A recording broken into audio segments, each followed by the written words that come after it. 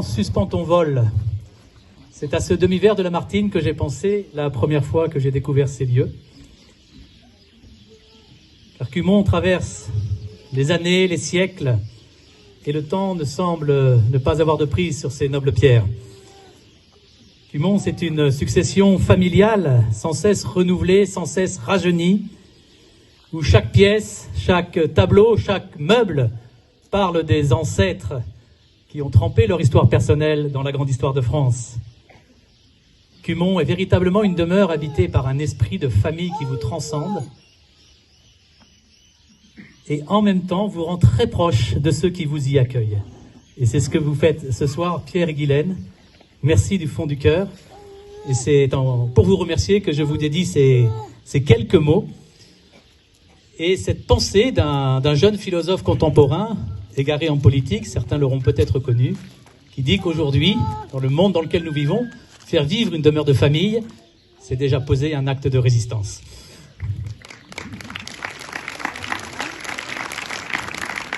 C'est François-Xavier Bellamy. Se marier deviendra aussi peut-être un acte de résistance. Alors je voudrais tous vous remercier d'être venus, car par votre présence, au-delà de l'affection que vous témoignez aux mariés et à leur famille, vous montrez la valeur publique qu'a le mariage, à l'heure où certains voudraient en faire une affaire totalement privée, et vous témoignez également de la valeur que ça représente pour la société, quand d'autres, voire les mêmes, voudraient totalement ringardiser cette institution. Donc merci d'être venus, et je pense également à ceux qui n'ont pas pu venir, pour diverses raisons, notamment d'âge et de santé, et Bathilde en particulier, ton arrière-grand-mère Louise de Feydeau et tes grands-parents Feydeau, ton bon papa alité malheureusement depuis de trop nombreux mois, et ta bonne maman qui le veille courageusement. Nous pensons bien à eux. Bathilde, tu te souviens sans doute de cet exercice que j'imposais à tous mes enfants de raconter en 3 phrases, voilà, je vois que tu fais le 3, un livre que vous aviez lu, un film que vous aviez vu, un événement que vous aviez vécu. Alors ce soir, je vais me livrer à l'exercice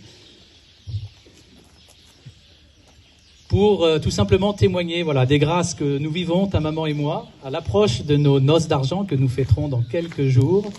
Grâce d'émerveillement et de reconnaissance ce soir, jour de votre mariage, Bathilde et Henri. Les 3 phrases sont les suivantes. Bathilde, tu as beaucoup reçu. Bathilde, tu as beaucoup contemplé. Bathilde, tu as beaucoup donné. Mais à la différence de ce que je vous imposais, je continuerai, je vais développer un tout petit peu. Tu as beaucoup reçu. Si tu te souviens bien, en maternelle, que tu as passé dans une école au Mexique, ta classe t'appelait la muda. La muda, ça veut dire la muette en espagnol. Tu as passé une année complète sans dire un seul mot. Et pourtant, tu comprenais tout, tu retenais tout. Et c'est dans cette intériorité que tu as cultivé, que tu as appris peu à peu à recevoir tout ce qu'on t'enseignait, mais au-delà de tout ce qu'on t'enseignait, toute leçon de vie que tu expérimentais.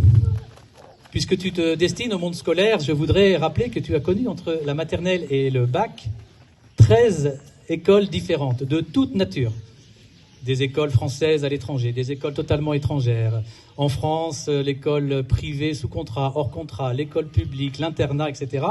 Tu as vraiment tout connu et même tu as parfait ceci quand tu as choisi d'aller faire un stage dans le réseau Espérance Banlieue. Donc je crois qu'en matière d'éducation, tu en connais beaucoup, plus que ceux qui prétendent tout savoir dans le domaine. Et pour toi, ça n'a jamais été un handicap, cette succession d'écoles. Alors je précise, c'est pas parce que Bathilde était cancre et qu'il fallait la changer à chaque fois. C'est parce que nous avons vécu des expatriations, beaucoup de déménagements. Mais surtout, nous avons, dans la mesure du possible, toujours recherché le meilleur environnement scolaire pour nos enfants. Et très vite, en fait, tu as compris dans cette diversité l'intérêt de te former. Donc l'intérêt qu'il y avait à recevoir d'une part, mais l'intérêt d'aller chercher toi-même de la formation dans différents domaines. Ça a commencé dans la vie courante, j'ai envie de dire. Par exemple, tu as appris à jouer de la guitare, tu as appris à coudre, à merveille, sans que, en tout cas je m'en souviens pas, nous t'ayons donné des cours particuliers en la matière, une vraie autodidacte. Plus tard, tu as poursuivi cela avec ton BAFA dans le scoutisme, en particulier à Riomont.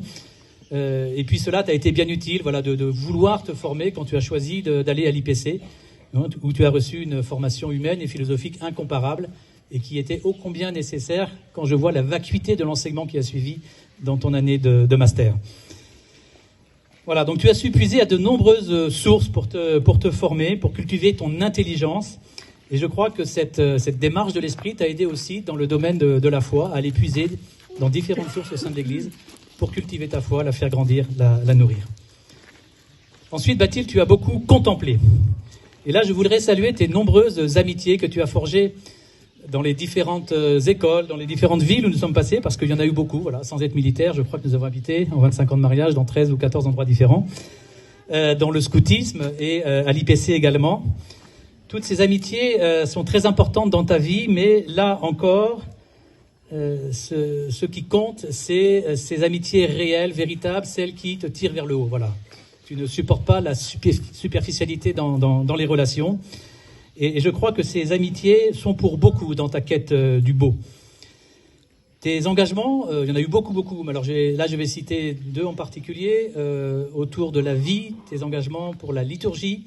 Voilà, sont l'expression d'un appel à aller chercher dans différents domaines vraiment ce qu'il y a de beau, c'est-à-dire ce qui vous enveloppe, ce qui vous élève, hein, comme des volutes d'encens, et qui vous place à une hauteur où on peut contempler le monde d'une manière complètement différente, toujours avec compassion, toujours avec optimisme, malgré les laideurs, malgré les faiblesses des hommes, car on a saisi que ce monde est en fait radicalement beau. Voilà. Et ça, tu l'as totalement intégré, c'est une de tes grandes forces. Tu n'as jamais refusé l'obstacle, tu ne t'es jamais lamenté de tes échecs. Je pense à une anecdote en particulier.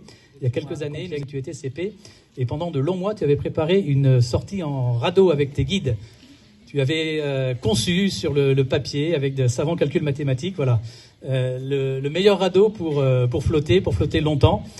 Tu avais acheté un tas de matériel, ça avait coûté très cher d'ailleurs, il fallait même organiser le transport avec des remorques spéciales, tellement c'était compliqué. Sur le papier, tout était parfait. Et puis, au moment où tu les as mis à l'eau, je crois que ça a duré 10 secondes et ils ont coulé. Tu aurais pu, voilà, te lamenter, te dire, c'est un échec, je suis nul, j'ai mal préparé la chose. Et en fait, non.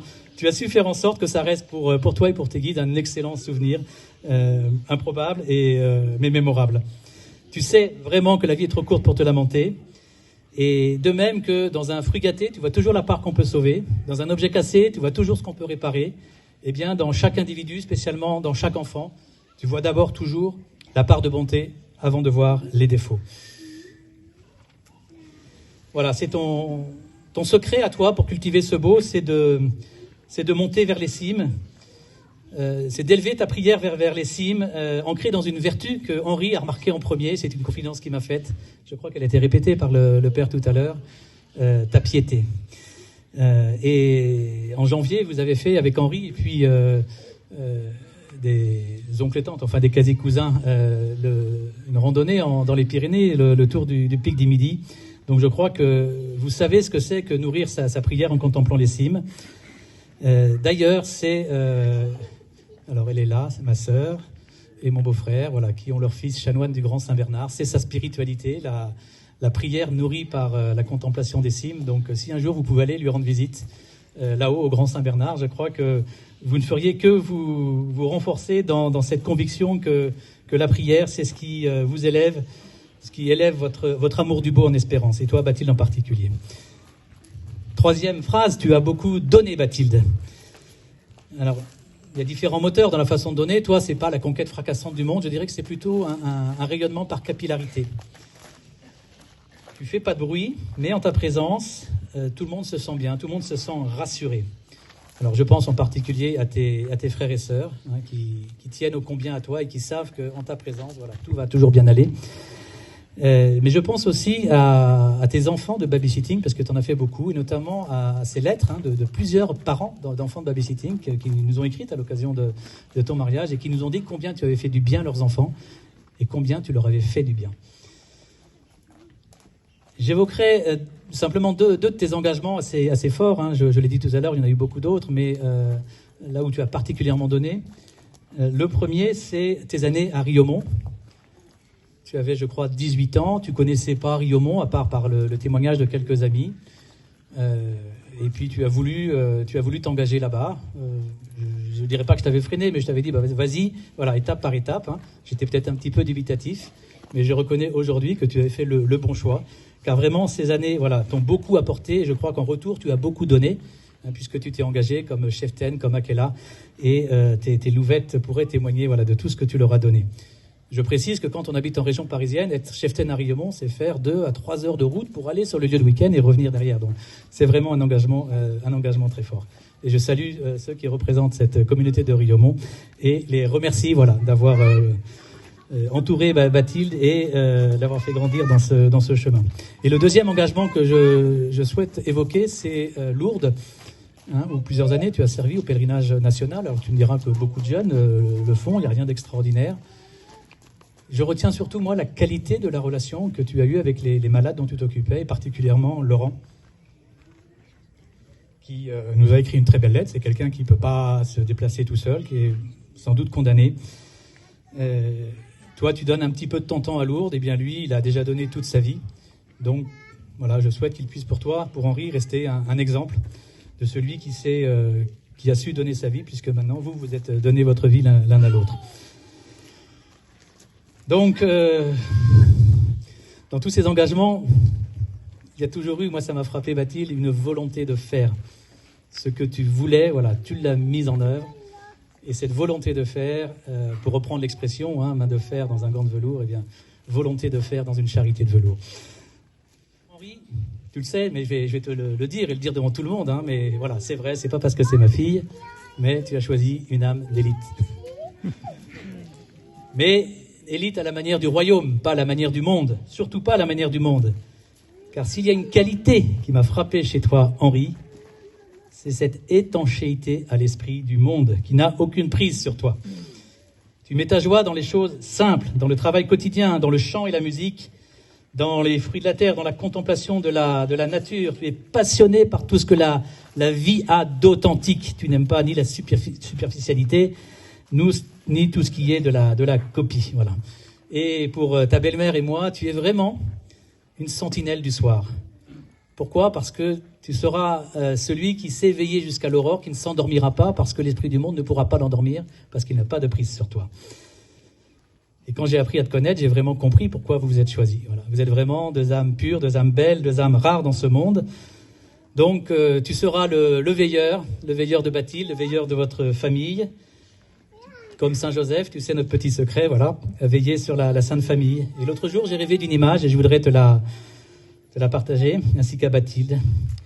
Alors, c'était pas une vierge à l'enfant, c'était une vierge aux 2 enfants. Voilà. Alors, c'était mon rêve, hein, c'est pas de la théologie. Hein.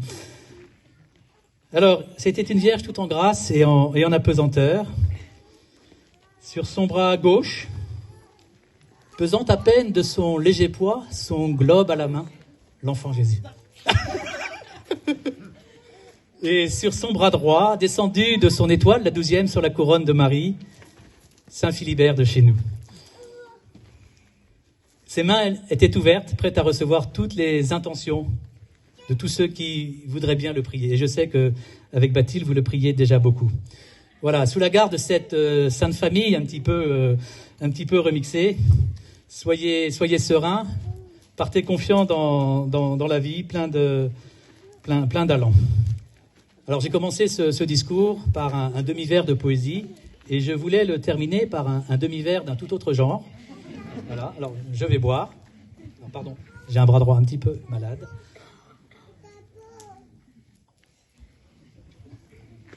Je bois bien sûr à votre bonheur, à tous vos enfants, et puisque vous allez habiter Bordeaux, je vais vous souhaiter beaucoup d'ivresse. Mais attention, l'ivresse véritable. Non pas celle, selon le mot de Gustave Thibon, qui descend des lèvres jusqu'au cœur, mais celle qui, comme une louange, monte du cœur jusqu'aux lèvres.